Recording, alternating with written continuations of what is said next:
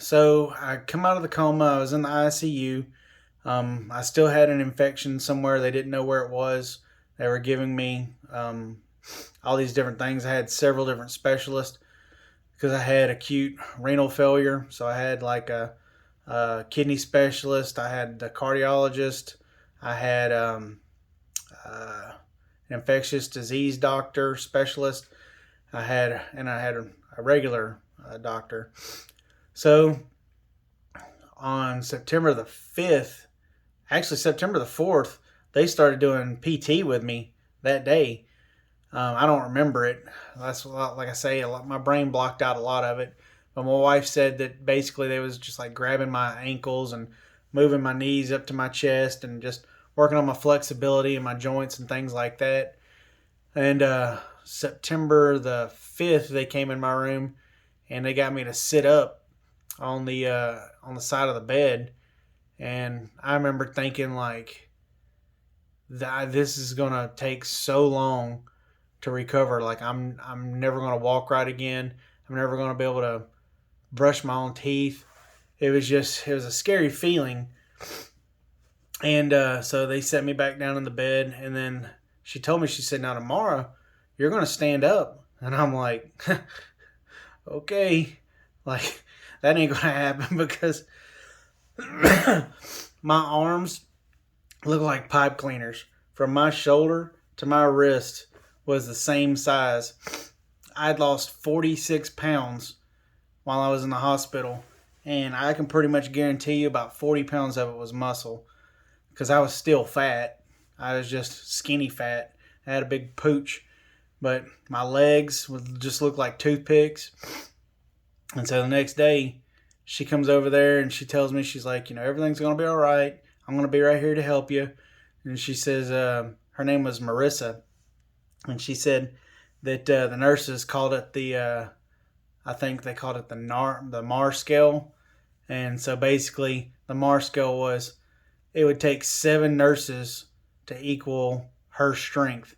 This lady was, I mean, she had big biceps, and she told me she squatted like 500 pounds and deadlifted like 500 pounds. And she said that her job is to move people. And so she wanted to be good at her job. And so they put this belt around my waist to get me to, stand up so they can help me. And I have it on video. I'll post it up so you can see. When I stand up out of bed, this lady basically power clinged me with one arm.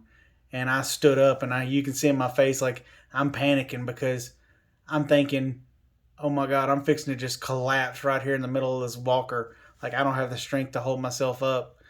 And she was just amazing. She's just an incredible cheerleader. She's like, you're doing it. That was all you. I barely did anything, And I'm thinking, yeah, yeah, right. I, I felt her jerk me out of that bed. So I knew she was just, she was fibbing, but, it gave me confidence. And that's, that was what was important. And so she told me, she says, okay. So she sits me back down and she says, now you better be ready because tomorrow you're going to be walking. And I'm like, this girl's going to kill me. Like she's pushing me too hard, too fast. And and I wasn't eating anything, everything still tastes like COVID. I couldn't feed myself because I couldn't even lift my arms. And I still had the chest tube. I didn't even realize that I still had the chest tube in my left side from that one lung collapsing. But so then the next day she comes over there and she, helps me out of bed. And she's like, when you stand up, you got to throw your hips forward and sink your hips and lock your knees. And so, that made it a little bit easier. She explained to me the mechanics on how to make myself stand up. And so I was able to, she kind of helped me again. Not as much that day, and, pops me out of bed. And she's like, okay, now, you got to lift that right foot and slide it forward and then your left. And so we took 3 or 4 steps. And, I couldn't believe it. I couldn't believe that I went from not even being able to move to within a couple of days being able to move, being mobile again. Of course, if she wasn't standing there holding that nylon belt that they had on me, I would have just turned into a puddle right there in the middle of that walker. But she was just she was an amazing PT, and I had several occupational therapists come in there too to help me, and they were all great. I didn't have any bad experiences with them, but this lady, she was just so dedicated, and she told me, she said, I was considering changing my career and going into something else because I've been working in this, on this floor, on the COVID floor, and I haven't seen anybody surviving, and it's just been so depressing. And she said that I was the first ventilator survivor since the Delta strain hit back in March, I think. And so I was the first person to come off the ventilator in several months. And that's why all of those nurses and doctors and everybody had a party in my room, because they was excited that, that it worked, that I came through. And I'll tell you, the only reason that I came through is because I had so many people praying for me. I had probably 10,000 people praying for me. My wife and her friend, they had a prayer vigil at the hospital twice, and like 150 people showed up, and they laid hands on that hospital, and they prayed for me, and they prayed for the other patients in there as well. And they told me that after I came off the ventilator, that they had 3 more within the following week come off the ventilator. And it was by God's grace that we all came off the ventilator.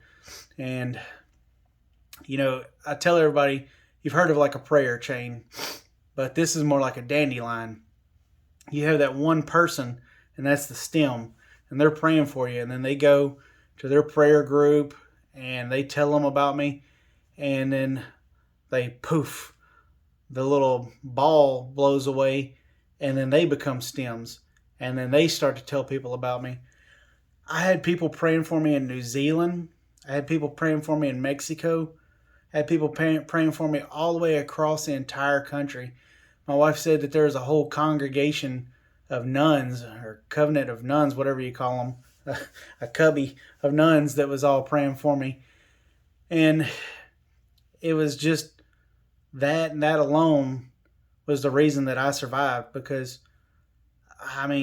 there was nothing that I did in that bed that changed the outcome. It was all by God. Now, in my dreams and things like that, I'll get into it a little bit more. I did have a lot of determination. I was very hard-headed.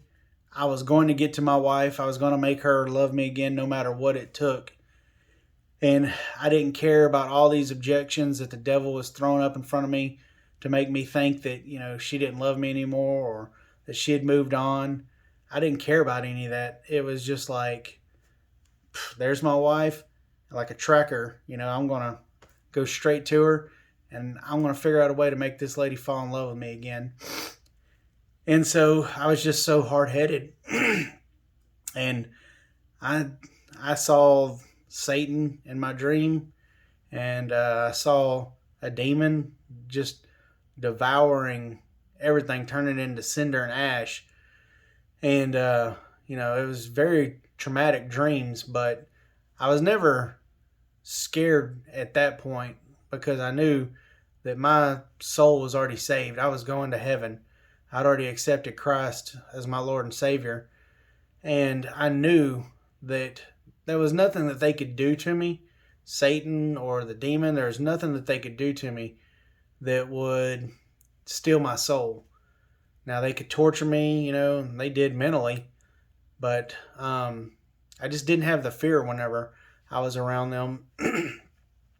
So anyway, so then I go to, after I believe it was a week, they discharged me to rehab.